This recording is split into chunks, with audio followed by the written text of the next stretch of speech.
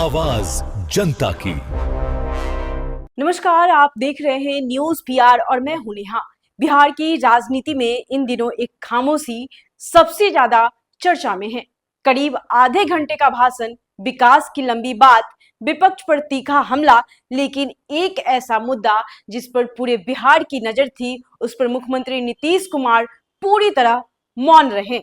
दरअसल समृद्धि यात्रा के तीसरे चरण के दौरान सुपौल जिले के निर्मली में मुख्यमंत्री नीतीश कुमार ने करीब 30 मिनट से ज़्यादा का भाषण दिया। इस दौरान उन्होंने विकास कार्यों का जिक्र किया, कानून व्यवस्था पर बात की और 2005 के बाद बिहार में हुए बदलावों को भी गिनवाया। लेकिन पूरे भाषण में एक बार भी राज्यसभा जाने का जिक्र नहीं किया, जबकि 5 मार्च को उन्होंने राज्यसभा के लिए नामांकन दाखिल किया। यही वजह है कि अब बिहार की राजनीति में सवाल उठने लगे हैं। क्या नीतीश कुमार जानबूझकर राज्यसभा वाले मुद्दे से बच रहे हैं? क्या वह अभी कोई बड़ा सियासी संदेश देने से बचना चाहते हैं या फिर आने वाले राजनीतिक बदलाव की तैयारी है? समृद्धि यात्रा के मंच से मुख्यमंत्री अपने पुराने राजनीतिक अंदाज में नजर आए। उन्होंने कहा, 2005 से पहले बिहार में हालत बेहद खराब थे। लोगों को शाम के बाद घर से निकलने में डर लगता था, लेकिन उनकी सरकार बनने के बाद कानून का राज स्थापित हुआ, विकास के काम हुए और राज्य में सुरक्षा का माहौल बेहतर हुआ। अपने भाषण में उन्होंने शिक्षा, स्वास्थ्य, इंफ्रास्ट्रक्चर में हुए बदलाव का भी जिक्र किया, लेकिन असली सवाल यहीं से शुरू होता है। अगर मुख्यमंत्री नीतीश कुमार राज्यसभा जा रहे हैं तो फिर उन्होंने इस पर एक शब्द भी क्यों नहीं कहा? राजनीतिक गलियारों में अब चर्चा है कि अगर वह केंद्र की राजनीति में सक्रिय होते हैं तो बिहार में नेतृत्व परिवर्तन भी हो सकता है। कुछ विश्लेषक का मानना है कि इस स्थिति में भारतीय जनता पार्टी का मुख्यमंत्री भी बन सकता है। हालांकि अभी तक इस पर कोई आधिकारिक घोषणा नहीं हुई है। राज्यसभा के लिए नामांकन एक दिन बाद मुख्यमंत्री आवास पर जनता दल की एक अहम बैठक हुई थी।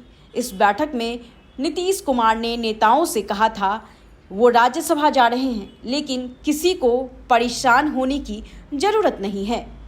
उन्होंने साफ कहा था कि बिहार में उनका रिश्ता और जुड़ाव बना रहेगा। बैठक के दौरान कई विधायक भावुक भी हो गए थे। कुछ नेताओं की आंखों में आंसू तक आ गए थे। इसी बीच एक बड़ा राजनीतिक घटनाक्रम सामने आया। 8 मार्च को मुख्यमंत्री के बेटे निशांत कुमार ने जनता दल यूनाइटेड की सदस्यता ली। इसके बाद बिहार की राजनीति में नई अटकलें शुरू हो गई। कुछ नेताओं का मानना है कि भविष्य में निशांत कुमार बड़ी जिम्मेदारी मिल सकती है। यहाँ तक कि कुछ समर्थक उन्हें उप मुख्यमंत्री या मुख्यमंत्री के रूप में देखने लगे हैं।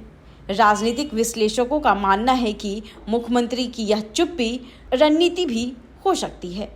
सवाल है कि फिलहाल वह राजनीतिक बहस की जगह विकास और सरकारी योजनाओं पर ही फोकस रखना चाहते हैं, ताकि जनता के बीच सरकार के कामों की चर्चा हो और राजनीतिक अटकलें ज्यादा हावी न हो।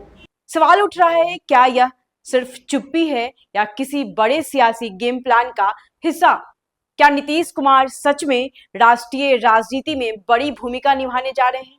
अगर वह राज्यसभा जाते हैं तो बिहार की सत्ता किसके हाथ में जाएगी?